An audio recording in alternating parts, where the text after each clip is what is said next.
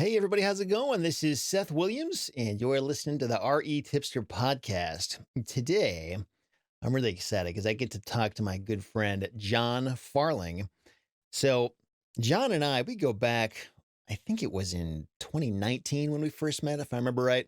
So, it was the first ever BiggerPockets conference in Nashville. And I didn't know John. I just showed up and, was looking for people. And John, I think it was you, John, had sent out an announcement on the app saying, "Hey, everybody, there's a self storage gathering over here." And like 6 or 7 people showed up, including me and including John. And, at the time, I was just starting to learn about self storage. I didn't know a whole lot about it, but I wanted to rub shoulders with anybody who was there. And, I got to talking with John a little bit. And I think at the time, John, had you just bought one storage facility or did you have two at that point?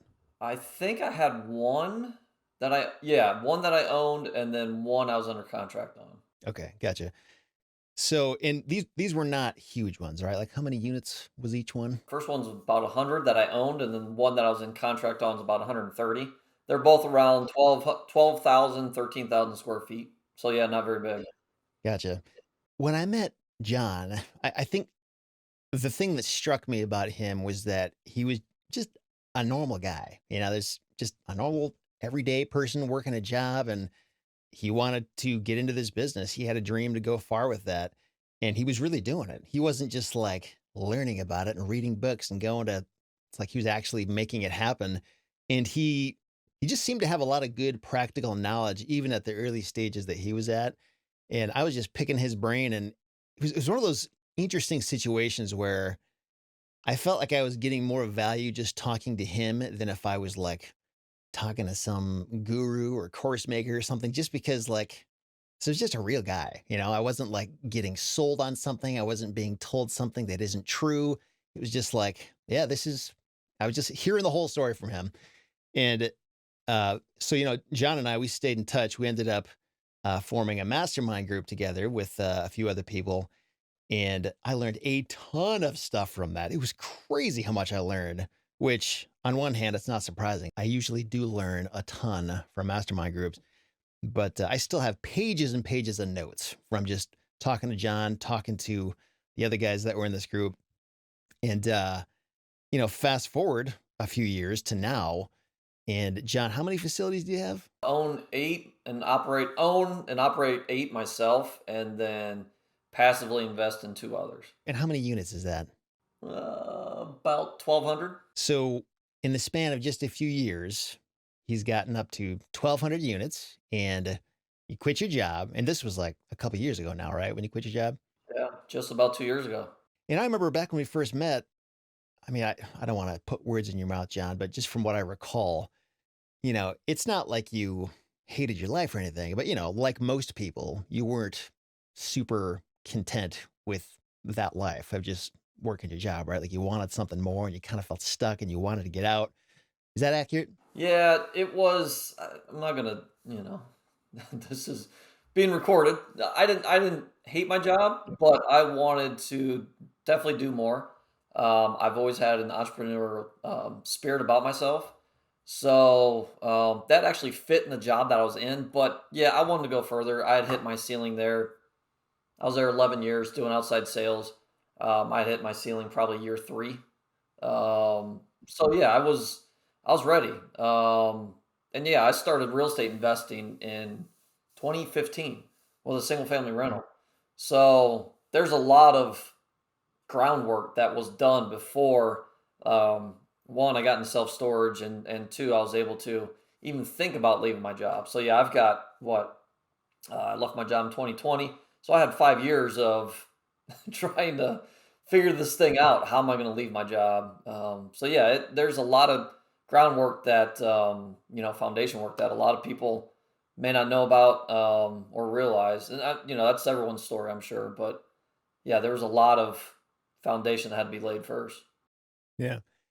And I mean, maybe we should just go back to 2015 when you started. So you were doing, was it single family or multifamily or Yeah, the rental property thing, as most people do, right? yeah. Actually, I was thinking about it this morning. Yeah, 2014. I was actually coaching basketball and had to quit that lifestyle because our first child, our daughter, was born in March of 14. And then the wheels start spinning. It's like, okay, how am I going to pay for her college education? How am I going to retire? Like, I remember all these thoughts.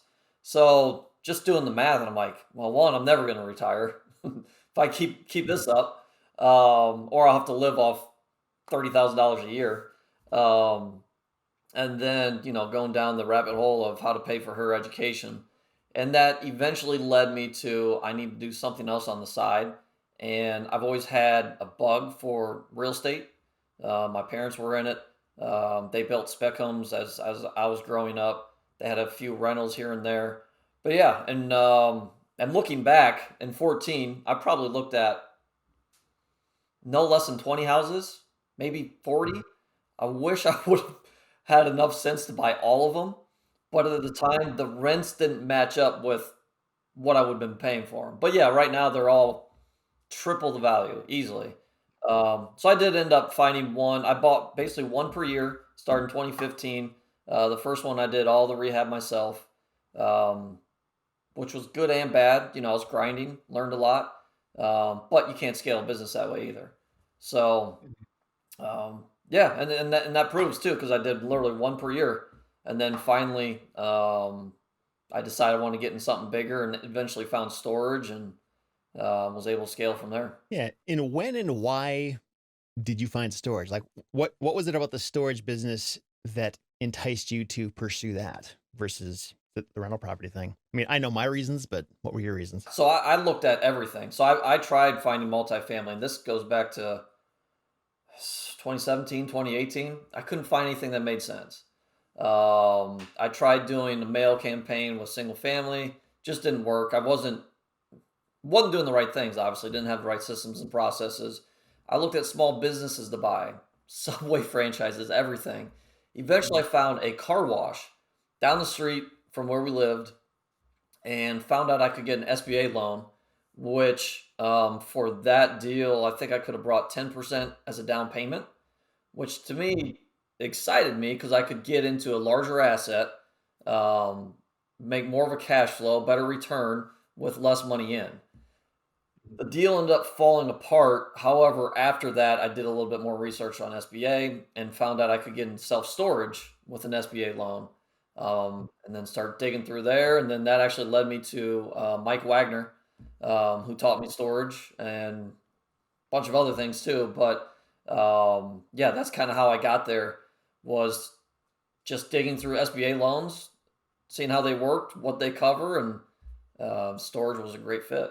I know for a lot of people who are curious about the self storage business, the numbers are a big thing in terms of like, what does it cost to buy one of these things? And how much money can you make from them? And what kind of down payment do you need? And just that whole financing thing. And it sounds like you were coming from this world where you had rental properties, right? So did you sell off a rental property and use that for your down payment? Is that how you handled it? Or So I've done all my deals by myself, other than one personal loan that I had, um, which basically was for repairs for one of my deals. Um, but yeah, my first deal, what did we do? I think we had cash, but I think we technically used our HELOC. Second deal, same type of thing. By the time that those two were rolling, I was like, I see the pot of the gold at the end of the rainbow. It's time to get rolling here. Started selling off my single family rentals. Um, Actually cashed out my 401k after I quit my 9 to 5. So yeah, I basically sold everything off and had some cash too to be able to get in all these. But yeah, the first two deals was using HELOC and leveraging that. We had some equity in our house, was able to do that. It was right timing. Things just lined up and was able to roll from there. and how did you find these first couple deals? Yeah. So when I said I tried doing mail marketing campaigns for single family and multifamily, didn't work for me. Um, it worked for me in storage, and the main reason why is because I went into these smaller towns and they had never received a letter before. So I hit them at the right time, in the right areas. Now only 3 years later, things have drastically changed. I get letters probably once a week at all my facilities, whereas 3 years ago, those owners of the same facilities weren't getting any attention. So yeah, I was the only one. It was, good time. But why do you think that changed? Is it just because it's so hard to find deals these days? Or I've noticed that in the land business too. I know I have some theories as to why, but in terms of self storage, like why is it that he was in something that wasn't done and all of a sudden everybody's doing it? COVID, good and bad. Yeah, more investors came in because of COVID. Just a ton of reasons. COVID is supposedly recession resistant. Um, it's easier to the lien process is easier. So when we couldn't evict tenants in houses or multifamily, I was still evicting people in storage. Yeah, well, I mean, you think about all the assets that kind of failed too, right? Office isn't doing very well. Retail. So yeah, you just had more people coming into the space. Technology has changed storage a ton over the past 5 to 7 years. So yeah, it's just there were people coming in slowly, and then COVID just dumped a bunch of people.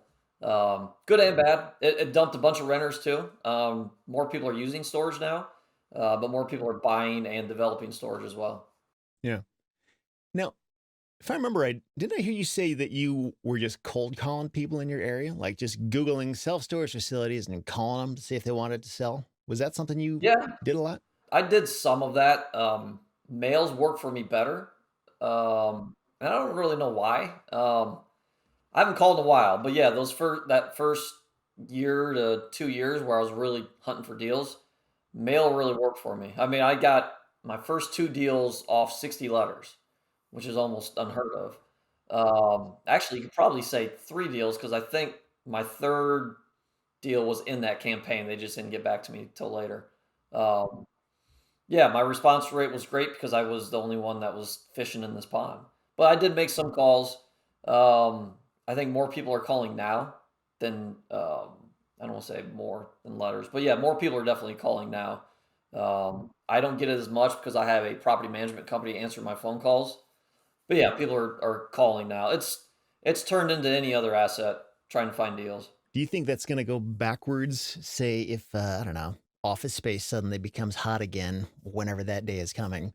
Do you think people will like stop caring about storage again? Or I don't know. Any theories on that? It's a good question. I think some markets, well, I know some markets are already saturated, which is going to affect things. We'll see what this downturn, recession, whatever does. There are people that are definitely in too tight of deals, so we'll see what happens. Yeah, I mean, there's stats that say storage is the least defaulted asset, but you look at it too, people have been even myself, even 3 years ago, we were buying these for dirt cheap, you know? So the default rate's gonna be less because we're buying them for dirt cheap. Things have changed. That default rate's absolutely gonna go up. Where? I have no idea. I try to buy right the best I can, even in today's market. But yeah, there's people that definitely overpaid and areas that are saturated, so we'll see. But you also have technology changing a lot of things in storage. I run all my facilities with no one on site. Um, so yeah, it's hard to say. Yeah. A couple different lines of question. I'm just trying to figure out which way to go first. So, you mentioned the technology. Maybe let's just jump into that. So, what what are you using to manage these things, and how does that work? This is the thing I couldn't wrap my head around because I had no idea um, what Mike Wagner not helped me the most with, but showed me the path. Technically, I have a property management company, and what they do is they have a call center. They answer all the phone calls during hours. And then I've got a website through them at each facility. So if someone wants to rent a unit, they can technically do it at the fence, at my gate. So they can pull up to the gate. They can either call the phone number, within 5 minutes they can get into their unit, or they can go online on their phone, rent a unit online, and have access immediately. Are there like instructions at the gate that tell them this, or they would have to go to the website and figure it out from there? It's pretty simple. But yeah, I've got signs that say, sorry we missed you, call us or visit our website. You go to the website, you just click rent online and it takes you through the process. So it's super simple. Yeah, there are people that need help figuring it out, but yeah, it's super simple. Yeah, because I mean, what you're saying there makes perfect sense, but for some reason, I don't know why I've never connected the dots in my head that I could literally drive up to a facility and rent it at the gate. There's this idea in my head, like, okay, I gotta go home. I gotta open up my computer. I gotta go. Then I can come back. I don't know. I just maybe I wonder if you could put like a QR code at the gate. Scan this and rent now, something like that. Yeah, some facilities are doing that. Yeah, and I'm in terms of technology, I'm probably 12 months behind. But yeah, the newer facilities, the REITs, the bigger players, yeah, they've got QR codes. Some of them you'll walk inside and they'll have a tablet that you can rent your unit on, and then they'll have a video that shows you one how to rent it, where your unit's at, all that stuff. So yeah, technology has changed storage so much. Even before all this, kiosks were a big thing. I'd say for the past decade. There's still people that still believe in those, I think. But yeah, basically our smartphones have taken over that kiosk. And with the kiosk thing, so it's basically the same thing as your phone. There's just a machine there where you sign it up. Do you like get a lock from those kiosks too, or you gotta handle that on your own?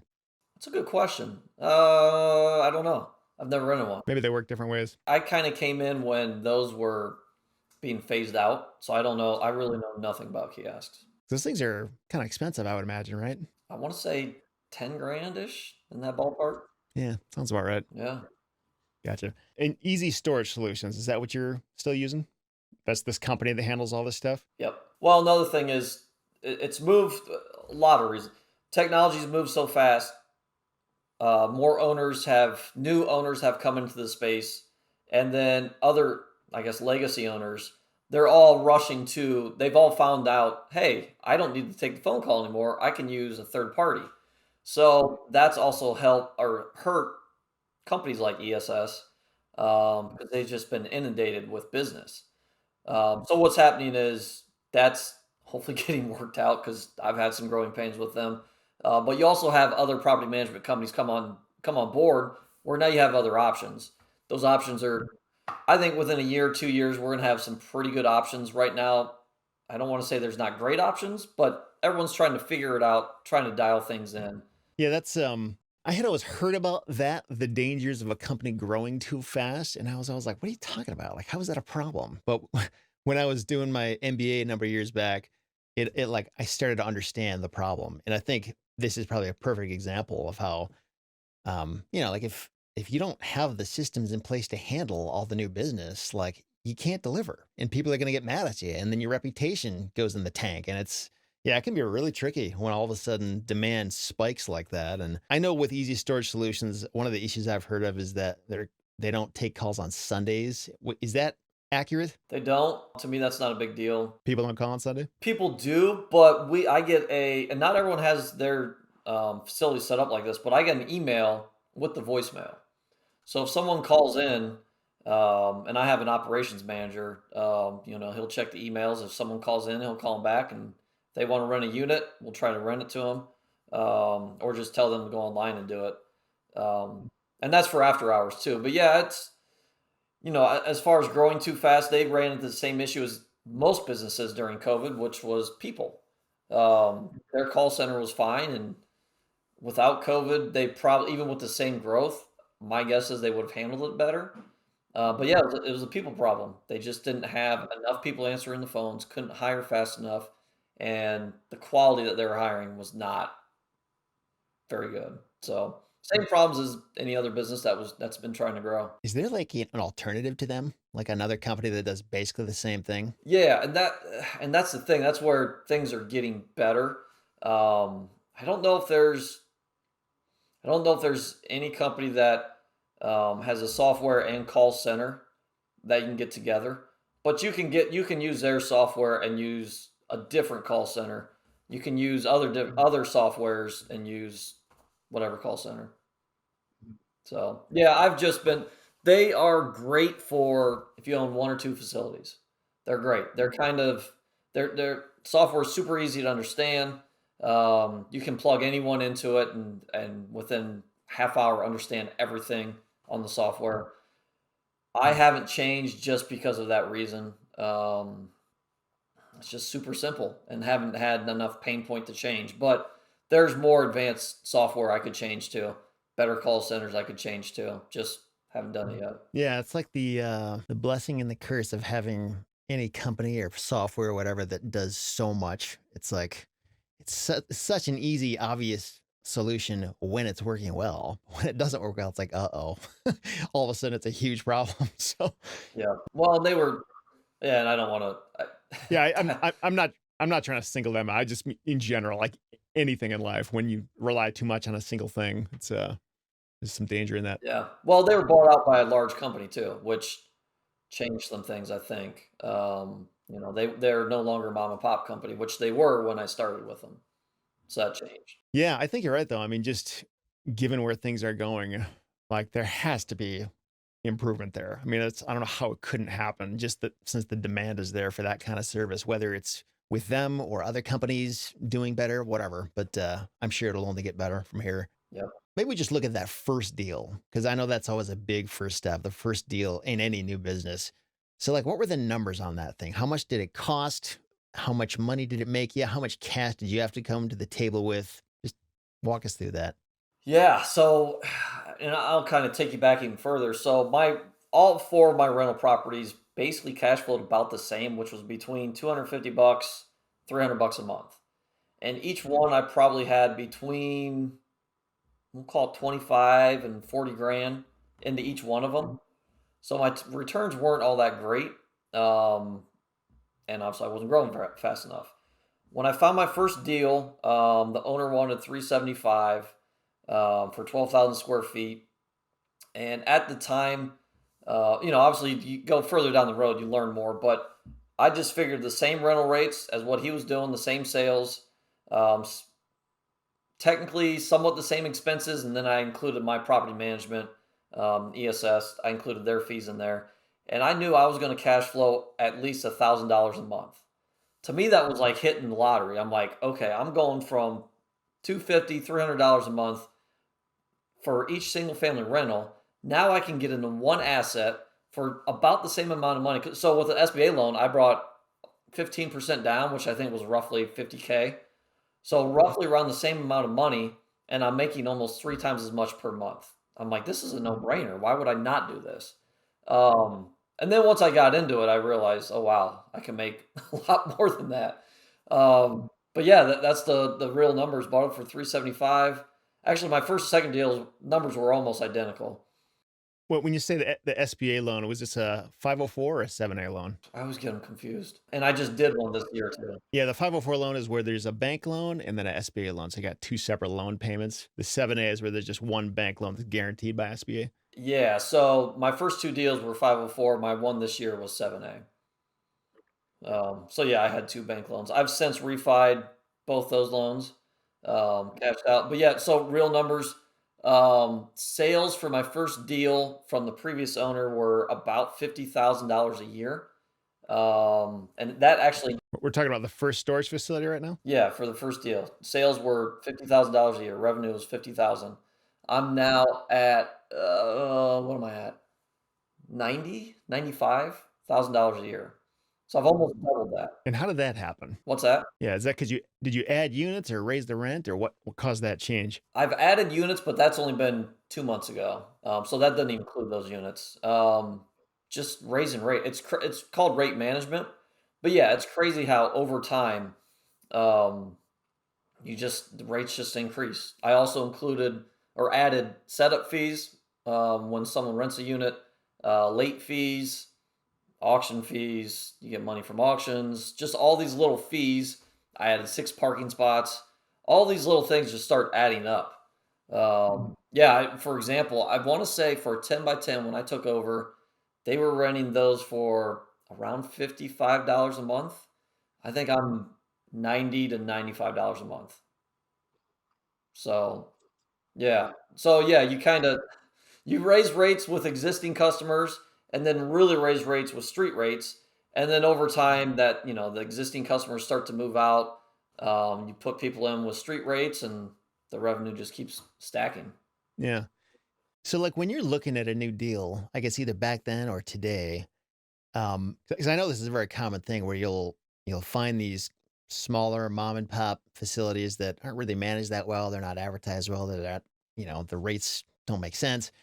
So like, what are some low hanging fruit opportunities that you're always looking for, and like in terms of here's how I can make this thing worth more immediately by just flicking the pen and changing this here or there. Like what are some examples of what you would be looking for? Rental rates, that's the main thing. What's their rental rates compared to the market? And I've found what's crazy is even that first deal, there's a REIT in town, which is a real estate, what is it, investment trust? Is that right?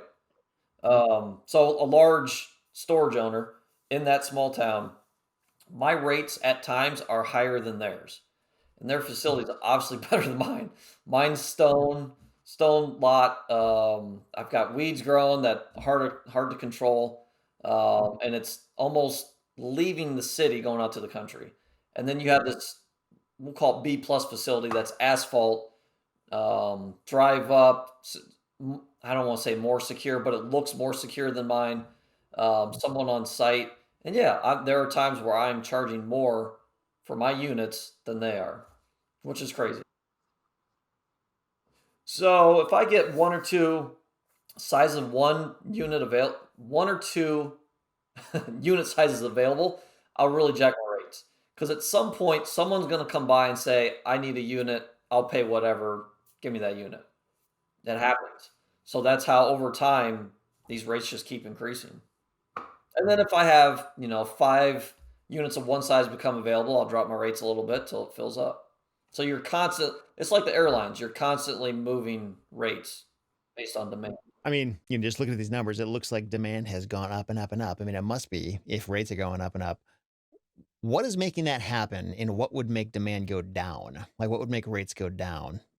Like, does that ever happen? And if so, what causes that? Just a recession or something? Or We'll find out.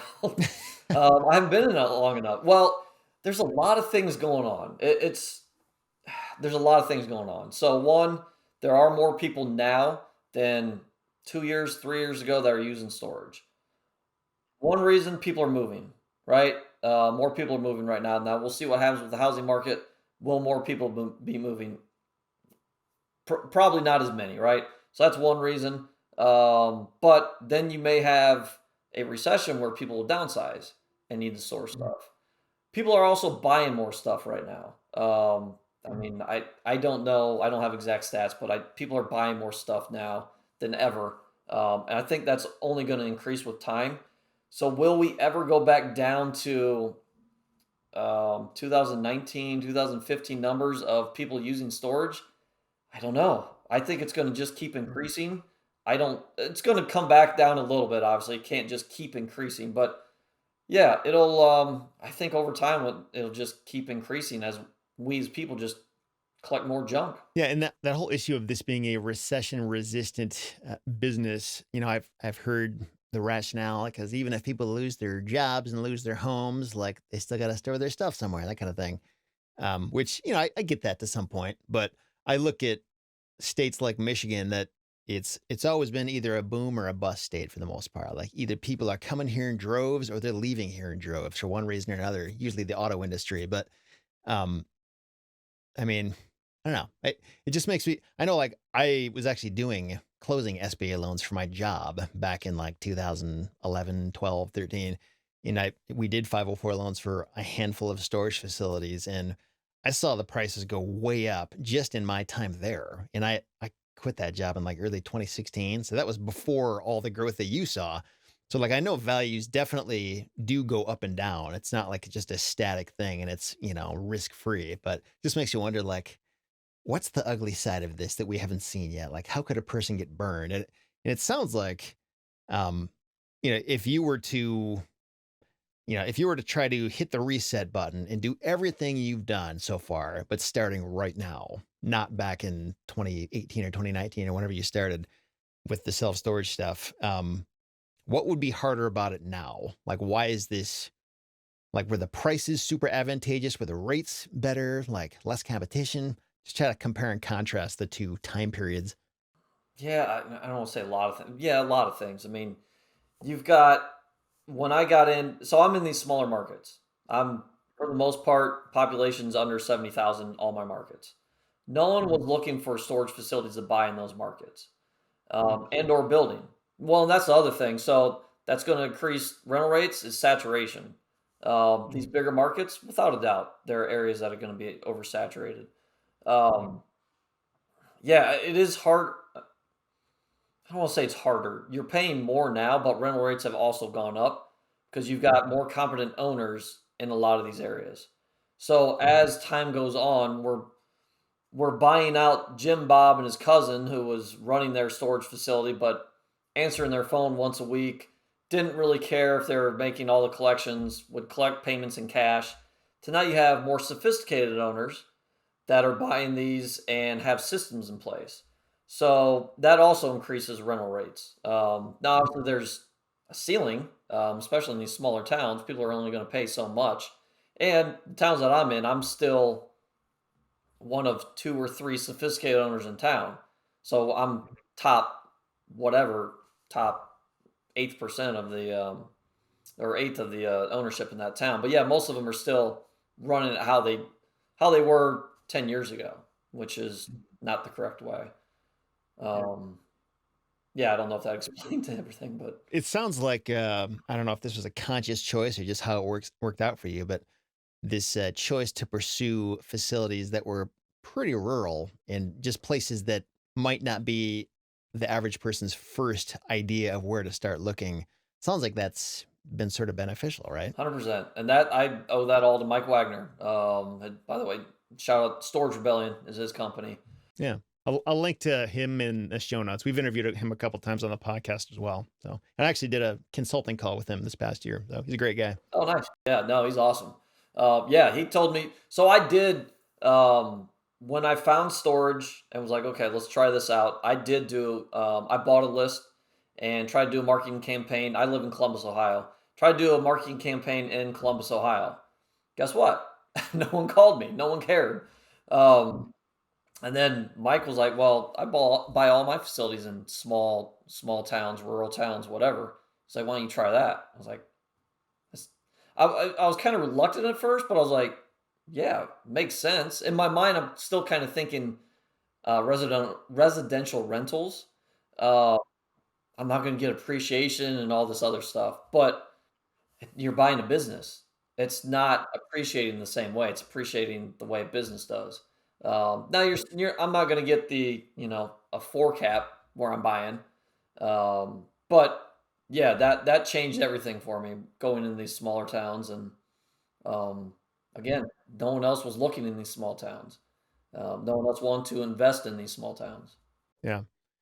And you just mentioned four cap. I know that cap rates and that kind of thing is something some people, depending on which niche of real estate you're in, that's very familiar. For other people, they're like, what?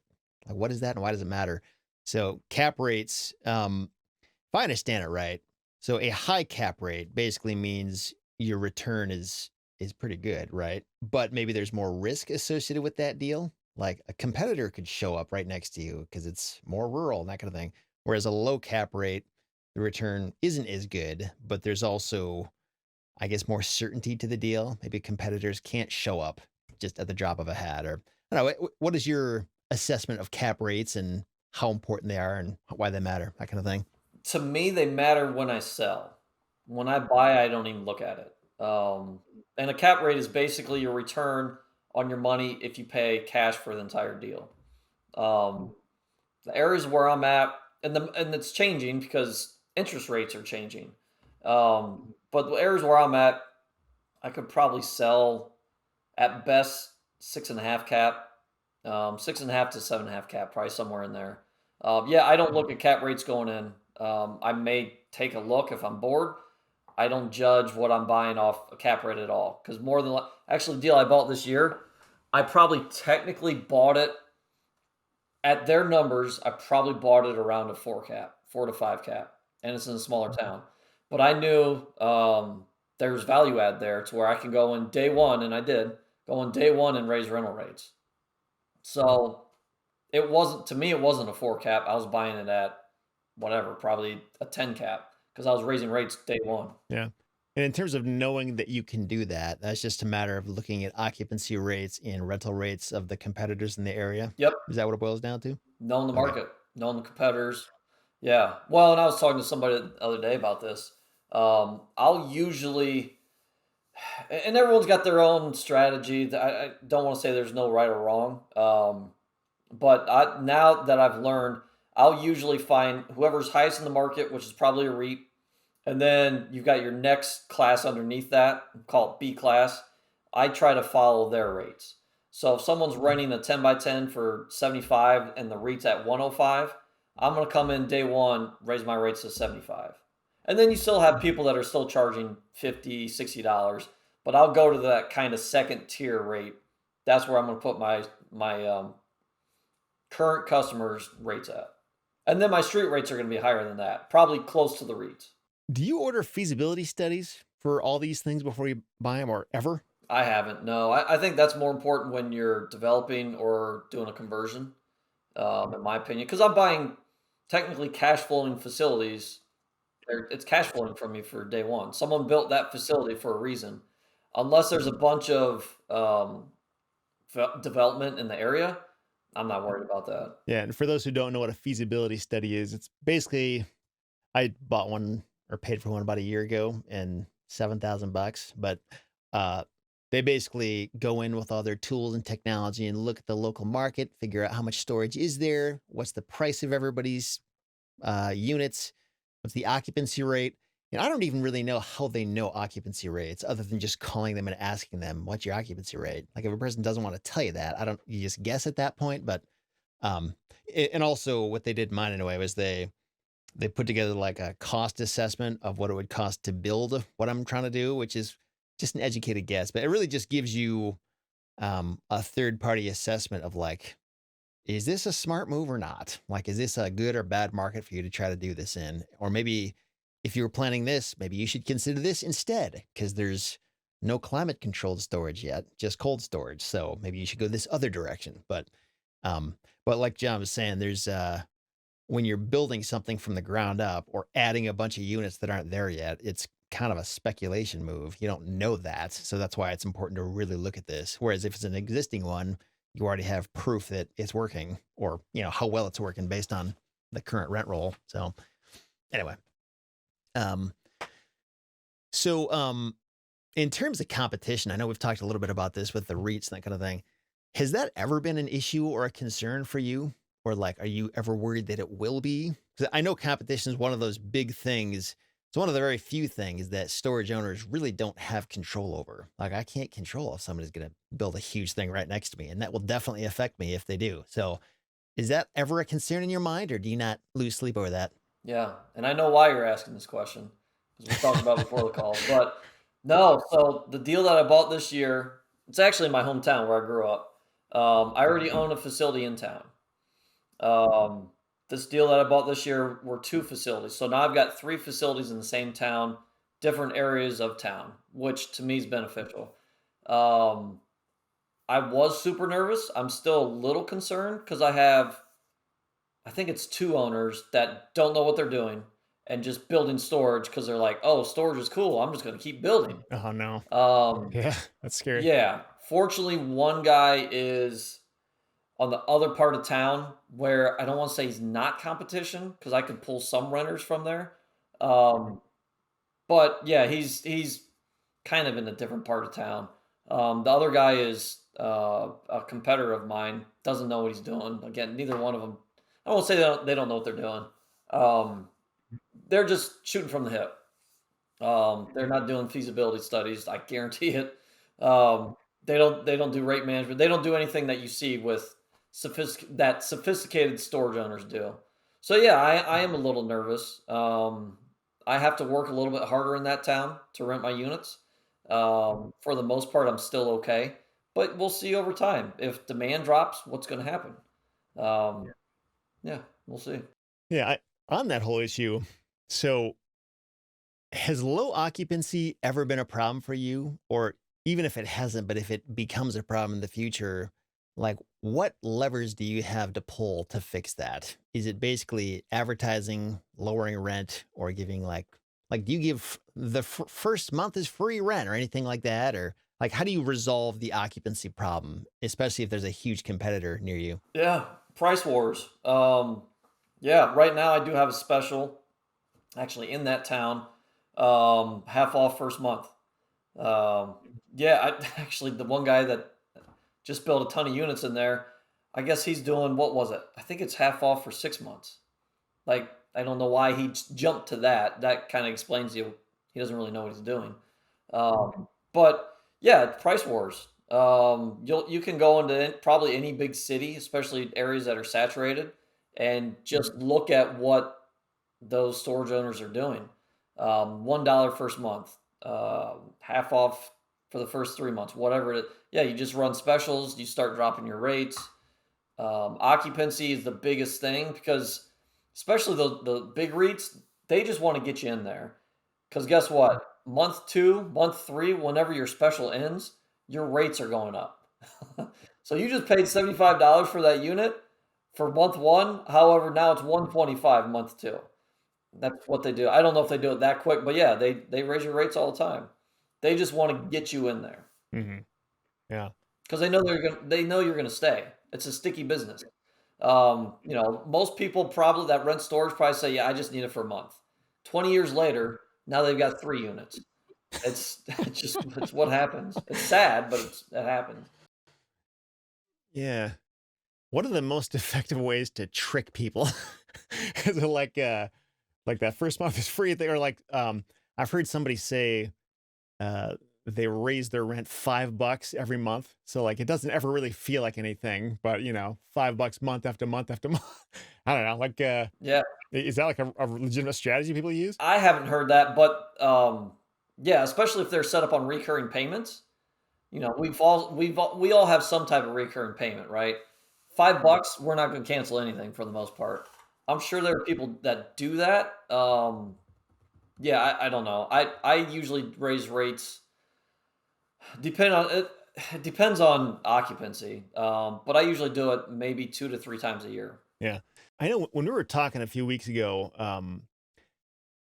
something that struck me was deferred maintenance and how much it's not actually a huge problem, apparently, at least compared to like multifamily residential properties. So if you have a facility that's kind of run down, maybe it doesn't look that good.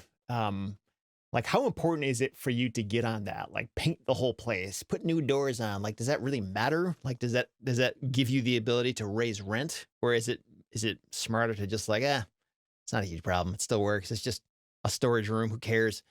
Like, I guess, does the market respond much to that either way, or do people not really care? They just want a dry place to store things. It's all about market demand. Um, that's what it's based. That's the basis. It's all about market demand. If there's a ton of demand and no units available, it doesn't matter what your facility looks like for the most part. You can get full, you can keep raising your rates, whatever. Yeah, if doors don't work, that's a problem. You're gonna have to fix that. Actually, I was at one of my facilities yesterday, and I'm just looking around. I'm like, one, the colors are ugly. I'd love to paint it, but I just had an auction, so technically I'm not full. But my guess is in a month I will be full again, and not having to do anything like that. I do, put more stone down. I try to make it look the best I can, but I was looking around. I'm like, there are a ton of corners that are bent, damaged, folded. But and this facility's ugly. It's brown trim, yellow walls, and then the doors are white. And everything's faded. The latches are rusted, and we're replacing the latches as people move out. Um, but it's crazy. And actually, so this facility actually has interior walls that are wood, OSB. So very interesting. Yeah, there's a ton of demand. Yeah, demand's the whole thing. How much is it to like if you wanted to repaint that? Like, is that how many thousands of dollars would that be? So I've got one of my good friends owns a painting company. However, he lives 3 hours away. I think he did give me a quote for that facility. So everything but the doors, and that's 30,000 square feet. I think he was around 15 grand maybe, which isn't to me. I want to do it. He just didn't have time. He did paint my second facility. It was all block. It needed it just because paint was crumbling off. If anything, I need to seal it's actually concrete block. I need to seal the concrete block. So he did paint that one, and it looks a lot better. But yeah, as far as renting, as long as there's market demand, it doesn't matter. Like you said, it needs to be safe and dry. That's the biggest thing. So when we talk about the management of these things, I know something that you have done, correct me if I'm wrong, but I believe what you've done is you've hired boots on the ground for each individual facility. So a person who checks in, like is there, I don't know how often they're there, how long they're there, but basically a person to, what is it, keep the place mowed? Like if any issues come up, they can take care of them. They can clean out units. Is that accurate? Is that how you're handling it? Pretty much, yeah. Boots on the ground. Most of my guys are retired, semi-retired. Some of them are still working. Their main duties are, for the most part, all of them are, um, when someone moves out, they need to go get the unit rent ready. So sweep it out, spray the springs, and then we put a combination lock on the unit. They pick up small trash around the facility, and then anything on top of that, I'll pay them extra. If I need them to empty a unit because someone left a bunch of junk behind, I'll pay them extra for that. But yeah, their two main things are getting units rent ready, letting us know if they find another unit that was emptied that we didn't know about, the person didn't call in, and then picking up small trash. And then I'll use vendors to mow, take care of snow, um, fix any maintenance issues, stuff like that. So yeah, my boots they have a pretty simple job. It's keep an eye on the place, um, and I try to overpay them for that so that they take some type of ownership in the place. And what does that look like? Like how much do you have to pay them for this? For the smaller facilities where I have lower turnover, they're there maybe once a week, like quick in and out, just picking up little trash. They're getting around 100-ish, $150 a month. Um, some of the guys I've gone to more of an hourly rate because it's higher turnover, and it makes more sense for both of us to do that. Um, so yeah, it's probably anywhere between 150 and 350. And do they get to, like, say when they're cleaning out a unit, can they just like keep whatever they find? Is that part of their compensation, or do they have to just chuck it all in the garbage, or how does that work? If it's an abandoned unit, yeah, they can take it because yeah, it's abandoned. We can throw it away. If it's an auction unit, they don't even see it. Right now, I'm actually doing the auctions myself. Um, but yeah, if it's abandoned, yeah, it's technically trash, and more likely it truly is trash, and they don't want anything in it. With this auction process, how does that work? Like, how much money do you make on those? And like, what is there a website you do this through? And walk us through that process. There's a few websites. Storageauctions.com is the one that I use. Um, yeah, every state has their own lien laws that you have to follow. For me, Ohio, I believe it's 60 days, and then you can start the auction process. I usually wait until I have a decent amount of units. We'll call it double digits, basically, and then I'll do an auction. I don't want to do an auction for 2 units. It's just not worth my time, or anyone's time. So yeah, I'll usually wait till double digits. I have to send out certified letter. And what is that? I think I gotta give them a month from the time I send the certified letter. Give them a month to pay. If they don't pay, cut their lock, put it on the auction website, auction it off. It's pretty simple. We call them, we text them, we email them, we try to get a hold of them the best we can for them to pay. Most people that start going down that road, they are never going to pay. Yeah, and as far as making, we don't. I don't make much. I've had one unit go for a significant amount. Everything else is like $20, maybe 80 here and there. Oh, really? Yeah, so not much. I haven't actually. When I started, actually one of my boots on the ground is an auctioneer, and I had him doing in-person auctions, and was making, I don't want to say decent, probably making at least 3 times what I make now. But it was such a hassle, and you'd have like 50, 60 people show up at the facility. It was too much. Um, but yeah, in-person auctions, I was making a lot more money. It just wasn't worth the hassle. Has anything of significant value ever been found in one of those abandoned units? Like a bars of gold or anything like that? I wouldn't know. About the only store I have is I thought it was an auction unit. I went to cut the lock, open up the door, and there was like a 1980s Jaguar car in there. Ooh, nice. And I was like, "Oh, I don't want to auction this off." So, long story short, I was able to track down who the owner was. He had another unit. He didn't realize he had 2 units. He was an older gentleman. He was paying for one, wasn't paying for this one. So he caught up on payments. Everything was fine. But yeah, that one would have been auctioning vehicles is a whole different animal. And that was just you being a nice guy, right? Like you had every legal right to just take that car if you wanted to. To auction it off, I would have to go through the process and would have found him eventually. Oh, I see. Gotcha. I found him. Yeah, I found him before I basically went through the entire auction process. I thought it was an abandoned unit. So when I was cutting the lock, I didn't think anyone was even renting it. With the locks, so people bring their own locks or do you provide locks for them? Yeah, for my facilities, I have people bring their own locks. Yep. Okay. But earlier you were saying when they clean out a abandoned unit, you have your boots on the ground, put a combination lock on there when it's cleaned out. So when the new tenant comes, they just take that off and put theirs on or something. How does that work? Correct. Yeah. They're basically chintzy combination locks that I have found over time is useful because we're locking vacant units. My first deal, I had squatters, people living in my units. I would go there, open up a unit because there's no lock on it, and there's someone sleeping in there. So I was kind of tired of that. So now, yeah, I just it's a real simple combination lock just to lock those. Unfortunately, some people do continue using that lock. Um, that's on them. I'd rather them not because then I have to buy more locks. But yeah, we recommend everyone bring their own lock, and we put those just on vacant units. Hmm. You make people sign up for renter's insurance or something, or at least give them the option to, or The option, a lot of people are trending towards forcing it. I haven't done it yet. Something I probably need to do, just haven't yet. and forcing it. Why? Just because they can make more money from it, or is there a liability on the owner in some way if they don't get the insurance and something bad happens?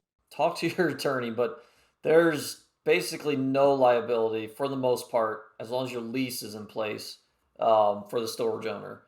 But yeah, tenant protection helps the tenant, protects the tenant, and owners also make a cut of it. So it's another value add piece that, if you're making even $1 per unit, you're forcing people to sign up, you're making money. Now you're making people sign up, you're making more than that, more than likely. Or if they're not signing up, they have to provide proof of renter's insurance, some type of insurance that covers them. How much is that for them to get renter's insurance? Renter's insurance, I'm not sure. For TPP, tenant protection, it varies. I want to say I think it starts at like $6 or $8, up to like 20-ish, I think, somewhere in there.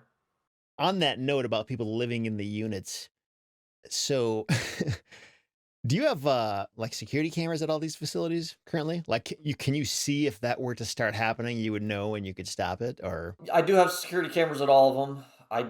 When I started, I watched them way too much. I almost watched them like a sitcom. yeah, I could see myself doing that. Yeah, I don't anymore. I'll get on if I need to check on something. Um, yeah, I don't say it's easy to find someone living there, but for the most part, you find out pretty quickly. Um, Boots will tell us. Um, yeah, there's a bunch of different ways to kind of find out if someone's living there. You just find out. What kind of security camera system are you using? Do you like it? I've got 3 different kinds. I've got a really good installer that I met, at my first facility, and he travels. He travels the nation, so if you need him, anyone else needs him, let me know. He's really good. Right now, the latest ones he installed were, Lorex that you can just buy at Costco. But I've installed Swan, Reolink, I think mainly those 3. Which of those 3 do you love the most and least? I had issue with Swan cameras. For the most part, the DVRs, the apps are relatively the same, but the Swan cameras seem to take on water more, and I've had issues with that. Reolink, knock on wood, that was my first facility that I installed Reolink. Um, I've had no issues with those cameras. Even the Lorex, I think I've had a couple take on a little bit of water. Um, yeah, they're all relatively similar. But Swan, and I don't even know if Swan's really making them anymore. I know their customer service is awful. I tried getting cameras swapped out under warranty and couldn't get a hold of anybody. I have the Nest Cam thing for my house. Is it a similar thing where like there's an app, it records events that happen, like if there's movement or something, you can watch a history of it. It stores it in the cloud. Like, is that kind of what Reolink and these others do? Yep, Okay. but you don't have to pay for it. So you're paying upfront for the cameras and DVR system, but you're not paying a monthly subscription. This DVR system, And yeah, it's recording. gotcha. That DVR system, is that, do you have to store that somewhere or is it stored in some cloud somewhere? It's in the cloud somewhere. Yep. Okay. Gotcha. Cameras are nice to have an extra eye on your property, but as far as, and it is good for security, but um, there's not a how do I word this? I've had break-ins and the cameras don't really help. I can kind of see like, oh, this is how they broke in, and then kind of correct the issue so it doesn't happen going forward. But other than that, like it's you're not gonna see someone's face on the cameras. At best, maybe you'll get a license plate, but otherwise, yeah, they've got a hoodie on and you can't see anything. So you can see what units they go to, but they're nice to have. I like them. I'll always put them in, but they're not a necessity. Gotcha. Sounds like you've had a couple crazy stories with people living in their units and people breaking in. Any other like bizarre stories that the average person wouldn't believe or anything like that? You name it. Really? You name it. I've had everything. What's some crazy stuff that's happened? Because I think a lot of people think of self storage as like a drama free business, but No, it sounds like maybe that's not the case. you have to get kind of callous to it. So the first facility, and I will say rentals helped me a little bit, just with kind of getting callous to dumb things people do. My first facility I had, and actually, this was all while I was on vacation. I bought my first facility in June of 19, somewhere in there. We went on vacation a month later. Fortunately, I had my boots on the ground, my local person already in place. But while I was on vacation for that week, I had like 3 or 4 break ins. I had our boots found 2 people living in units and drug paraphernalia all over the facility. I thought that was like the worst thing in the world. I'm like, how's it ever going to get worse than that?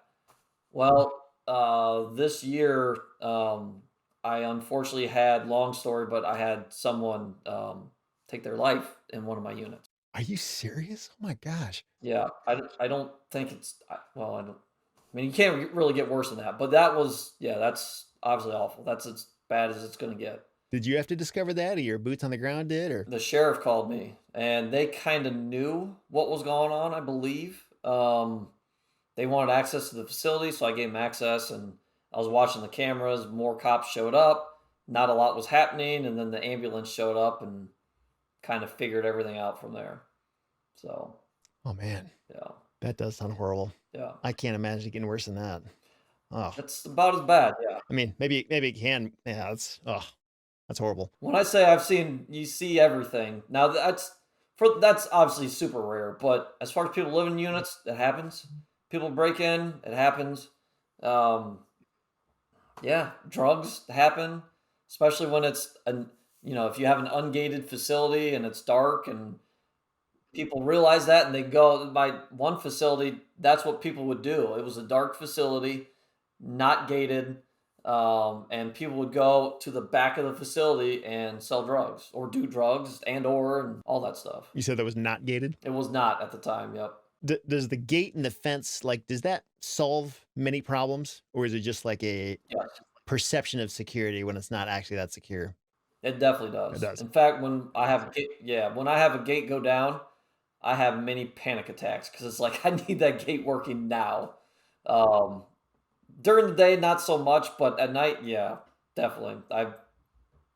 It definitely, it's obviously people can still get in. They can hop the fence, they can cut the fence, and I've had that. I've had someone literally cut down the post, cut I don't know what they're called, but then cut the fence, just the links that attach to the post, peel back the fence, and roll a side by side out. So people will get in if they want to get in. But the gate definitely deters majority of stuff. I've heard that there's actually a guy, one of my neighbors, he does commercial property management for a company that handles it. Anyway, but he was telling me that gates like that are like the number one biggest maintenance issue all the time when they exist, just because they go down and then everybody's stuck. So, like, what causes a gate to go down and how do you get it fixed? Like, could that really screw things up for days on end, possibly? Or what does that look like? Great question. I don't know. I need to find out from my gate company why my gates keep going down. And it seems like it's Is it like snow or something, or just like it just breaks by itself? snow can, ice can. You can get there's so many reasons. You can get condensation on the reflector and or the photo eye that shoots the beam across the reflector. Sometimes you just need to reset the breakers to reset the software. I don't know if it's software, whatever. Reset the mechanical system, and then it'll work. But yeah, snow and ice is a big thing. It'll get, especially if you have freezing rain, it'll get all over that chain, and you literally need to melt the ice off the chain. Like with a hair dryer or something, or Yeah, how do you melt that off? anything and everything. Or wait a few days. You're up in Michigan, so you get worse weather than I do. But yeah, this last winter we had at least two or three. Well, no, maybe all the gates at one point were frozen shut. Now you're not going to have during that time, as long as it warms up within a day or two, you're not going to have anyone go out there anyways. And that's what I was banking on: the sun to come out, melt the ice, and it'll work. Yeah, and I guess that was my other question is like, how big of a problem is it if all of a sudden nobody can get in or out? Like, is it end of the world, or is it like, that's inconvenient, but whatever, we'll be fine. Is that usually how people treat it? It's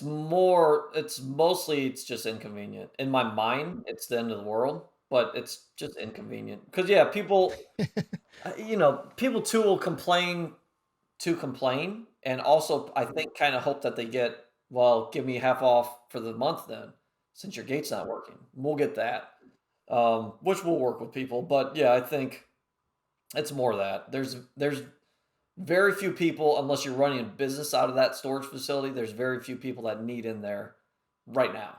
Yeah, because I remember one time I was helping my brother move, and I had to drive like hours to get to the place where his stuff was stored, and the gate was busted, and he was I mean, it was a huge problem because like I'm not coming back here. Like this needs to work now, or or you're up a creek. And so I always replay that scenario in my head, like it actually is a huge problem if it's broken, but it sounds like most of the time it's probably not a huge issue. Yeah, most of the time it's not. And I don't say all of them, most of them have a safety feature that if it's stuck closed, you can push it open. Oh, I got you. Unless it's frozen. You still can. You just have to put some muscle behind it. If you're Arnold Schwarzenegger or something like that. Right. Yeah. So I know, you've definitely gone through a journey. Anybody who starts something like this, their first facility, first time dealing with all these different issues that can come up versus somebody who's been sort of callous to it and they've been in it for several years and have kind of seen a lot of what's going to happen.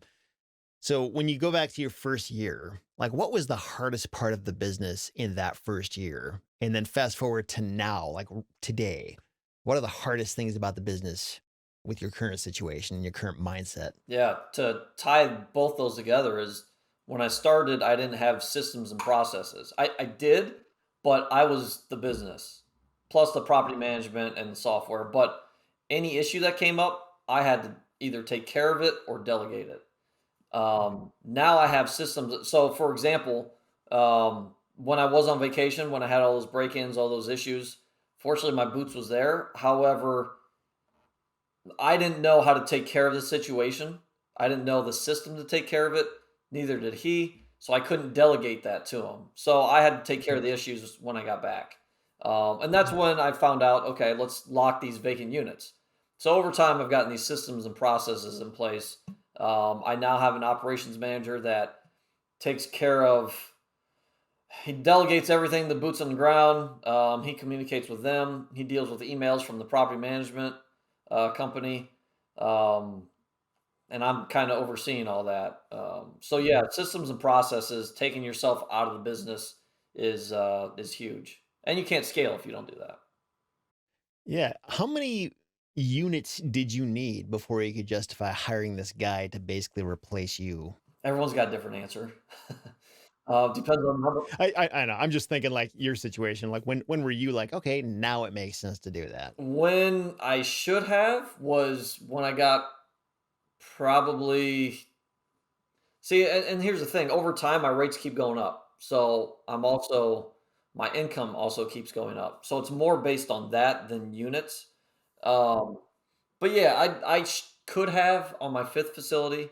I hired someone technically when I got my sixth facility. And that was about 6 months after I got my fifth facility. And it's a part-time gig. It's not for how the way I run everything. It's not full time. It's part time. Um, they're maybe doing my current guys maybe doing, man, 10 to 15 hours a month maybe. Technically, he's kind of on call dealing with emails, but he's got his own business. He's able to take care of both at the same time. How much do you have to pay that guy? It varies. Since I've taken on new facilities, he's around $1,500 a month. For his time, he's making good money.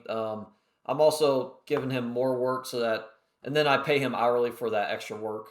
Um, yeah, and I'm trying to have him grow with the company too, to put some things in place there with that. Yeah. And like to manage him, what does that involve? Just like kind of standing over his shoulder at various times to be like, is he doing what he's supposed to be doing? Like how much do you still have to communicate with your individual boots on the ground if he's supposed to be doing that? So my operations manager is awesome. I knew him. Actually, you know him. He was in our first mastermind. So I've known him a while. He's younger. He's mid 20s, but we have similar personalities, and he's going to find a way to get it done. That's what I found. And I had an assistant technically last year for I think 8 to 10 months. She was a great person, did great work, but as far as figuring things out, I had to answer a bunch of questions with my current person. Um, even when he took over, I maybe answered one question in the first 2 weeks. Wow, man. How do you find a person like that? It was more seamless. He's gonna figure it out. If he can't figure it out or doesn't wanna completely screw something up, he'll reach out to me, but it's still rare. He figures things out. That's the biggest thing, and I think that's also missing in this world today. Just people being resourceful. Just do it. Just go figure it out. Don't ask me. I have faith in you. Do it. Even if you mess up, we'll figure it out. Yeah, the only thing that should be standing in your way is gravity and law enforcement. Otherwise, just do what you got to do to get it done. Right. Yeah. Yep. And it's hard to find those people. In my own experience, kind of just being self-critical on that, I think one thing I've learned is that the person standing in my shoes or in your shoes in this case kind of has a role to play in that too, in terms of like empowering them to do it. Because if you say if they do something and your response is, oh, you should have talked to me about that, then guess what? They're going to ask you about it next time. They're going to make it a lot harder. So like if the person at the top is a micromanager, they're going to make it much harder for themselves and for that person to get the job done. Um, so it probably has a lot to do with the tone that the person at the top sets and the expectations. And how you train them. With my first person, I did not do a great job training. I thought I covered most bases. Um, I didn't cover everything, and I needed to cover everything times 10. I didn't. With this person, I knew going in what questions and issues he may have, so I covered that. I basically gave him a small training manual, but more or less a FAQ page. If this happens, do this. You just have a quick auto reply that just says, figure it out. And that's your reply to every question. Yeah, right. Basically. um, no, those are really good insights. So, how many hours per week do you have to work now? Like, how busy is your typical week? Sounds like this is pretty hands off for you, right? Do I have to work? I could put one person, I could hire my CPA and say, take care of my QuickBooks, and I'm out. Man, I enjoy what I do, so every day's different, and I'm trying to get in some other areas too. But yeah, and I remember talking to Mike Wagner first time I talked to him. First one or two times I talked to him was I enjoy rental real estate. However, it's almost too passive. I enjoy running a business too. So that's what I like about storage. It's both. It's real estate and it's also small business. So I enjoy keeping my hands on things, dealing with rental rates, rate management. Um, I enjoy all that stuff. So I still have my hand on things. But yeah, if I wanted to, I could go away for a month and nothing would change. And just to recap, I don't even know if we talked about when was it that you bought your first facility? Like what month and year was it? June of 19. Okay. And we were in July of 22. Was that 3 years? Yeah. Dude, so 3 years, you went from basically nothing in storage to a full blown legitimate business that you are not, stuck in the day to day of. And how much, I mean, you don't have to get into specific numbers, but like when you look at back when you were just working your job, when that was your main income and whatever dollars and cents were coming up from your rental properties versus your financial situation today, like how does that compare? How much better off are you now versus then? I can't compare. Can't even compare. And I made pretty good money at my 9 to 5. Yeah, I can't compare. I've even gone through a big cash out refinance that we bought our house, and the house that can probably call it our dream home. Yeah, I've been very fortunate. Timing was right. Um, a lot of things lined up, but I can't even compare income compared to what I made before. And the freedom. The freedom is the biggest thing. And I'm sure you can speak to this. To me, the income's great, but the income is for the freedom. Hmm. Yeah. I mean, would you say, are you making like 3 times more, 5 times, 10 times? I've done a big cash out refi, which changed things a little bit because then my monthly expenses went up for my new loans. It's over 3 times as much, yeah, maybe four. When you say cash out refi, you mean for one of your facilities, you basically refinance and pull a bunch of cash out? I did that for 5 of them. So I did. 5 of them. Okay. So I went pretty hard at this. I sold everything off basically and used all my bullets in my chambers for the most part. So I was equity rich and cash poor. I had to do something. I've gone about it a little bit different than some other people. Some people syndicate private money. I've used all my money. So that changed things. I needed to pull some cash out to for a rainy day and yeah, not be so cash poor. So yeah, I cashed out or I did a refinance, pulled cash out of 5 facilities. And was that for what purpose? Like buy more facilities or just get your equity out of your properties and have the cash, or what are you doing with the cash? All that. Bought a house in cash. Bought the down payment for the deal I bought this year. And yeah, hopefully to buy more deals too. What does this do for your tax situation? Like, do you have to pay a lot in taxes, or do you write a bunch off with depreciation with all these facilities? Yeah, a lot of depreciation. And you know this, the cash out refi was tax free money. So all the money that I took out from that was tax free. Yeah, depreciation's great. I could go further with it and do a cost seg. I haven't done that yet because at some point you're going to pay it anyways. And I'm okay with where I'm at right now with the tax bill. Well, relatively okay. Never okay paying taxes, but yeah, relatively okay. But you're not paying zero taxes, right? Like you still have to pay some income tax. Yeah. Gotcha. Yeah. And I hear real estate investors all the time say you shouldn't be paying any in real estate in any taxes. Well, you're coming from multifamily where you're not getting the returns that I'm getting. You're not getting you're not making the same amount of money. And I'm not saying this in an egotistical way, but it's completely different. You may be making what is it? I think the general rule of thumb is $100 a door if you're buying an apartment. Well, the returns, I can't even compare the returns with storage. So maybe I'm making 10 times that in storage of course I'm going to pay some taxes on that. Unless I do the cost seg. If I did the cost seg, then yeah, I wouldn't have to pay taxes right now. Gotcha. What is your plan at this point? Like, do you want to buy more facilities? Or you want to just like kind of coast and get into some other business altogether? Or I don't know, what do you see your 1 or 3 or 5 year plan looking like? I definitely don't want to coast. And I've kind of struggled with this, right? Because you kind of, um, you hear some other people talk about, well, you get to a certain point, you don't have to worry about income, you don't have to worry about finances, and you can just enjoy life and spend 100% time with your family. I love my family. I want to spend as much time as possible, but I also, for me to be a better person and to be better for them, I need to also fulfill myself in growing my business, um, helping people. I enjoy helping people. I enjoy talking about this stuff. So yeah, I just want to keep growing personally, professionally. It's hard to sit still and just do nothing. I've done that. I tried it because I was listening to the other people kind of, and I'm like, no, this is horrible. Yeah. So yeah, Yeah. I just want to keep growing, whether it's in storage. I still look at small businesses. Yeah, just want to keep growing.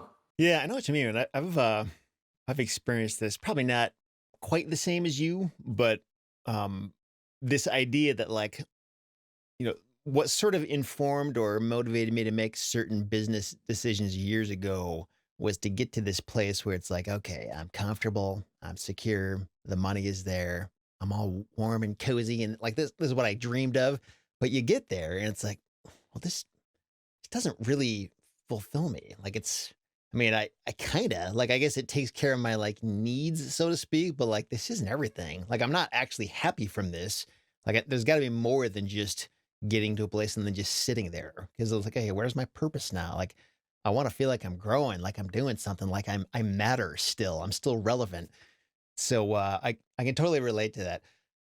Not that I've gotten to a place where I'm just sitting around, but like I don't know, it's kind of just this realization that what you think you want may not necessarily be exactly what you want. Like it's just not that simple. So Completely agree. Actually, myself and a buddy had this talk yesterday. And there's a group out there that I think a lot of people misconstrue it.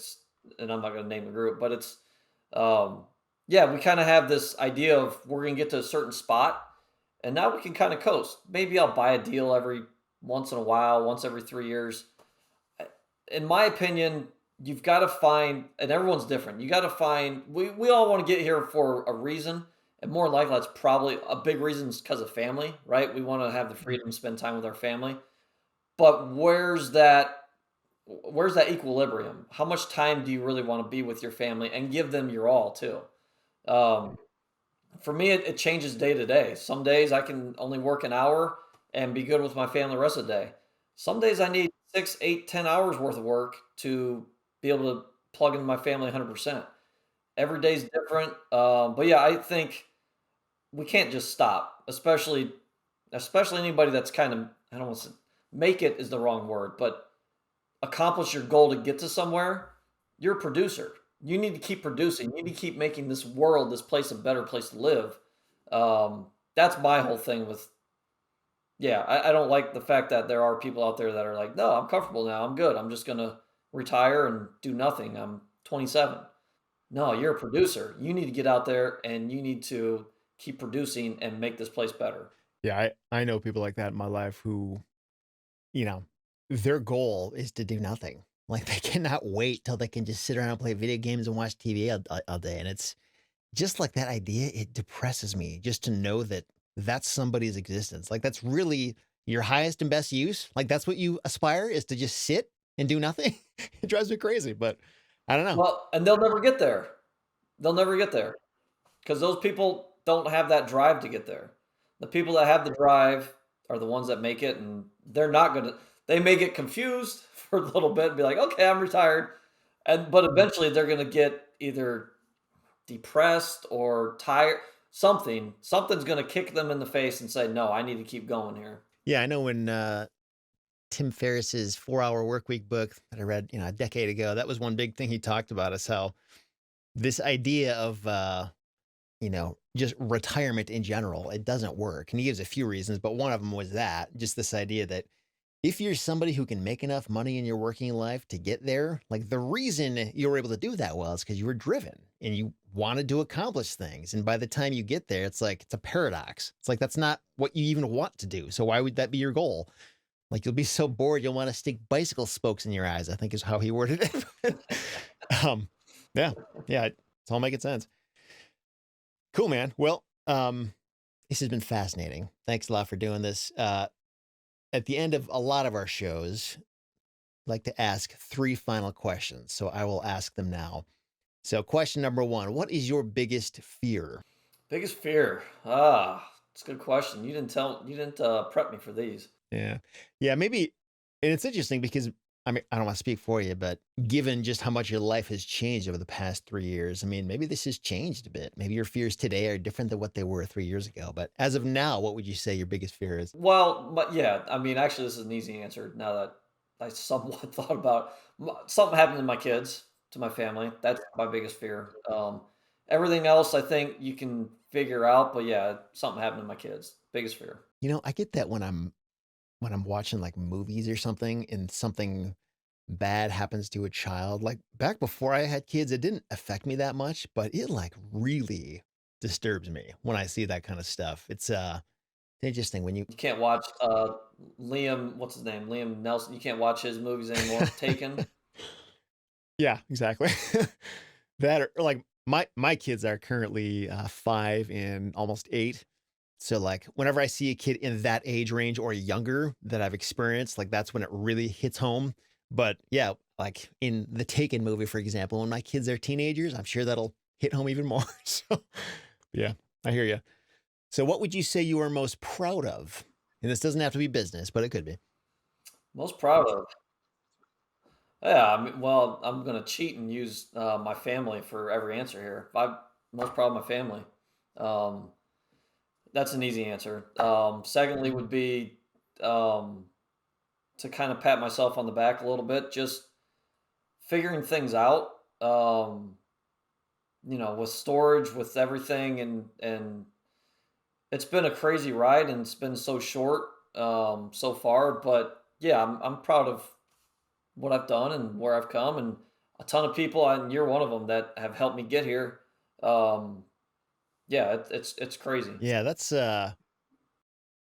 when you look at what you've been through here, I mean, there are a lot of people who want to get where you're at or someplace similar to that, but like that's kind of where it stops. They want it, but they won't actually do anything, or they don't know how to do it, or I don't know. But when you look at your experience, how much of it would you say is like luck and timing and that kind of thing versus like, no, I actually really busted my butt to get here. Like I worked really hard and that's why it happened. Like, what would you say is the mix of luck versus effort on your part? Luck and timing will find you if you're putting the work in. Um, I was putting the work in. I mean, like I said, even I kind of fast forward from 2015 to 2020, but I was grinding. I mean, I rehabbed the entire house by myself. It took me 4 or 5 months. At lunchtime every day, I'd be over there. Weekends. So yeah, it's Interestingly, though, just grinding. like I hear you, but like that rehab is not really what played such a pivotal role in this. I mean, maybe as a first step to get some equity, but like that's not really what moved the needle. Um, and when you say grinding, like I guess maybe when we start at 2019 going into the storage world, what did grinding look like? Like how many hours a week was that, or how stressful was the work? The grinding looked different. So that was more physical and a good way to start, but then it transitioned into focus and really learning where I want to go, how I was going to get there, and also surrounding myself with the right people too, with a bigger mindset.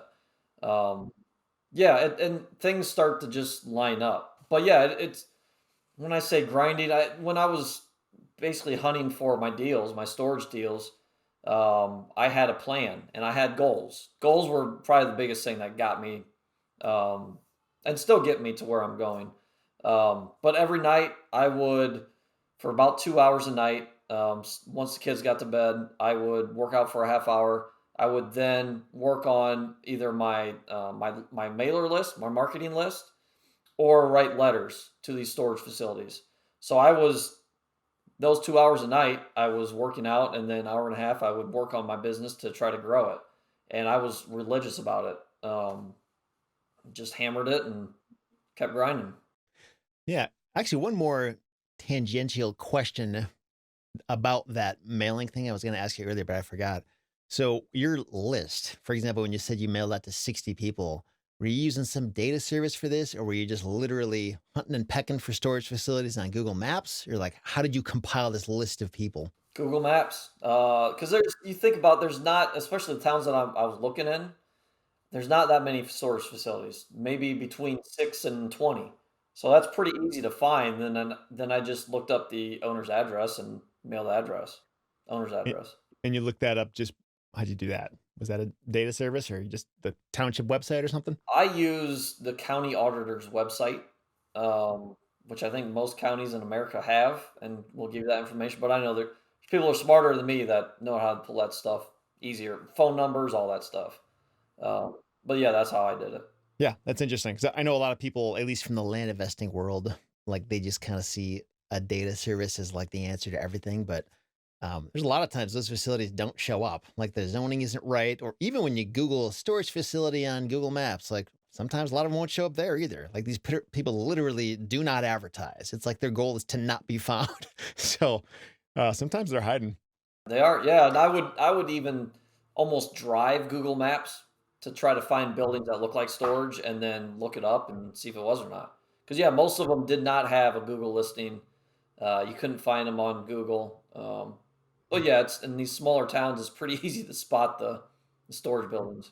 Okay, final question. And it sounds like maybe you're figuring out this answer right now, but the question is, um, well, we'll see.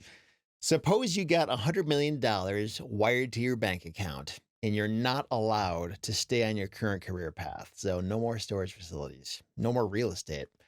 Uh, but you can do anything else you want to do for the rest of your life. What would you do? I'm probably donating a lot of that, and some type of service business, which I've been looking at. Maybe even some type of coaching too, which I'm kind of getting into as well. Um, so yeah, I don't know. I'd chase whatever shiny object that would pop up that day. Yeah. When you say service business, what is an example of that?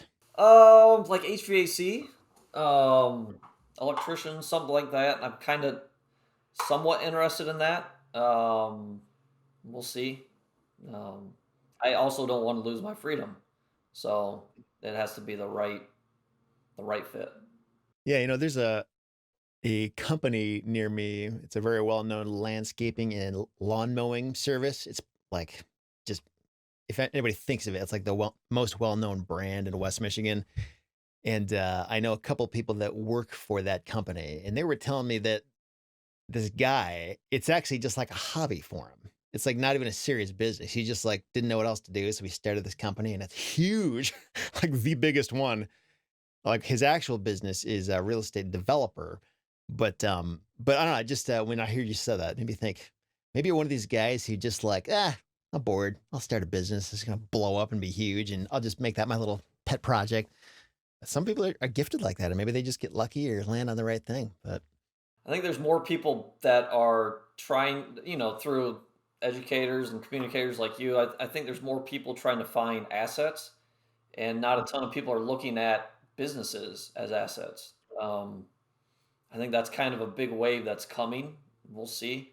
And that's another reason why I've been looking. I kind of want to hit the next wave before everyone else does. yeah, I know we had talked about that a little bit in our mastermind. Was one of the people in the group was trying to find ways to just squeeze more cash flow out of the facilities he owned.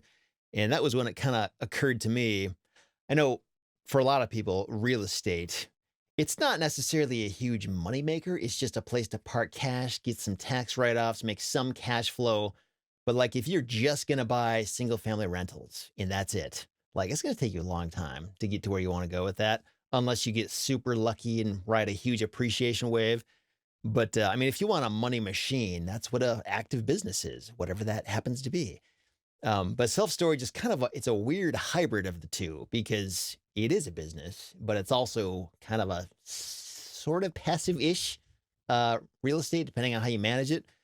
So I don't know. It's just interesting how like, you'll probably make more than the average real estate investment, but it's also not like as much money as you could make if it was like a serious, you know, well, I don't want me to say it's not serious, but one of these, a business that exists to create products and just make as much money as possible. So I don't know, it's just an interesting kind of hybrid between the two.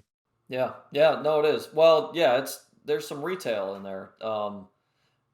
Like you don't need storage, right? Not everyone needs storage, and that's what concerns me about storage too. Not everyone needs it. You need a house, you need somewhere to live. You don't need storage. So yeah, it's a concern of mine. Yeah, man. It'll be interesting to see where the business goes. And it sounds like wherever it goes, you've had a good 3-year ride so far. So I'm excited to see where it goes for you. I have. I appreciate that. If people, you don't have to do this, but if people want to reach out to you or, I don't know, learn more about you or whatever, is there anything you want to share, like a website or connect with you somehow, or totally optional? I'm late to the game, but I'm working on that stuff. But you can find me on Facebook, Jon Farling, pretty easy to find. Probably the only one. Yeah, hit me up on Facebook. Would love to chat. But yeah, I'm working on that whole funnel, I guess. If you do end up, I don't know, making some website or something for coaching or whatever, let me know what it is, and I can retroactively go back to the show notes for this episode and add Cool. that in there. Awesome. So this is going to be episode 138. So if you guys want to go to the show notes, it's retipster.com/138. You'll find links to a lot of different things we talked about in this conversation. And if Jon ever gets his act together with his website or whatever, I'll be sure to go back and throw that in there too. But in the meantime, thanks a lot, Jon. It was great to talk to you again and hear about your journey. And yeah, I can't wait to see how things pan out for you. Yeah, thanks for the opportunity, and thank you for doing this podcast. And you're obviously helping people nationwide, so it's an awesome thing. Yeah, awesome. Absolutely. Thanks, man. Talk to you soon. Thank you.